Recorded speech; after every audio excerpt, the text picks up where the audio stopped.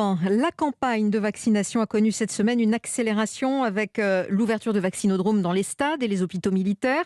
Sur la seule journée d'hier, 500 000 doses ont été administrées. Emmanuel Macron a promis cette semaine l'ouverture de la campagne vaccinale aux enseignants à partir de la mi-avril, alors que les cours en présentiel doivent reprendre le 26.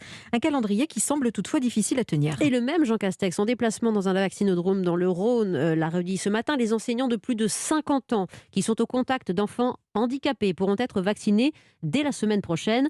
Bonsoir Jean-Rémy Girard. Bonsoir. Vous êtes enseignant et président du SNALC, le syndicat national des lycées et des collèges. Alors qui sont-ils et combien sont-ils ces enseignants de plus de 50 ans au contact d'enfants handicapés ? Alors, on n'en a absolument aucune idée parce qu'on ne nous a pas expliqué ce qu'est un enseignant au contact d'un enfant handicapé. Il faut savoir que les enfants handicapés sont scolarisés à 84% en milieu ordinaire, Oui. c'est-à-dire dans les écoles, les collèges et les lycées ordinaires. Il n'y en a que 16% qui sont dans des établissements spécifiques. Donc nous, on a cru comprendre que ce que voulait dire Jean Castex, mais avant lui Emmanuel Macron et avant lui Jean-Michel Blanquer, puisqu'ils ont tous employé cette formule, c'est qu'on était sur les enseignants qui travaillent dans des établissements spécialisés médico-éducatifs, Oui. médico-sociaux, Oui. hospitaliers. Dans ces cas-là, on est sur quelque chose de l'ordre de 20 000 enseignants spécialisés avec les accompagnants d'élèves en situation de handicap, on doit monter à 30 000. Oui. Vous dire combien ont plus de 50 ans là-dedans, j'en ai absolument aucune idée. C'est compliqué. Mais donc c'est très peu. Oui, c'est très peu. C'est ridicule. C'est comme très chiffre. peu et la formule reste floue. Vous venez de la requalifier comme l'échéance. Vous auriez aimé profiter de ces 15 jours de vacances qui ont commencé hier soir pour faire partie de ces personnels à prioriser justement dans la vaccination, Jean-Rémy Girard ? Mais bien sûr, en fait, nous, ça fait depuis janvier qu'on demande une priorité vaccinale pour les personnels de l'éducation nationale qui sont au contact avec du public. Oui. C'est quelque chose qui figurait dans la stratégie de la Haute Autorité de Santé en novembre dernier. C'est quelque chose qui avait été annoncé par le ministère de l'Éducation nationale et à partir de là, ça a été le grand n'importe quoi.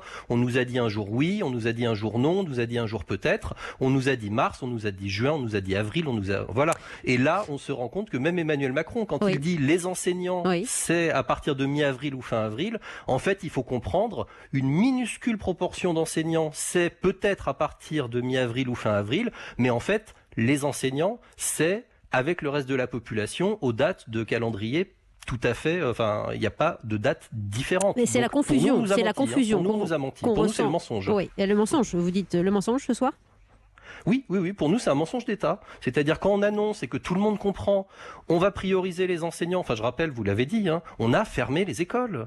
On a quand même fermé les écoles. Et là, nous, on le voit venir gros comme une maison, qu'on va faire une réouverture dans des conditions strictement identiques aux conditions qu'on avait avant la fermeture. On ne voit pas très bien ce qu'on va changer. La vaccination, c'était quand même pour nous un élément essentiel de la reprise. Et si on se retrouve à vacciner les enseignants avec la deuxième dose mi-juillet, Oui. vous comprenez bien qu'en termes de calendrier, c'est parfaitement stupide. Je comprends, le calendrier n'existe pas vous concernant, alors que sur cette antenne, samedi dernier exactement, Nathalie Elimas, en charge de l'enseignement prioritaire, nous redisait que les professeurs seraient vaccinés probablement, alors ils ajoutent toujours des adverbes, mi-avril ou fin avril.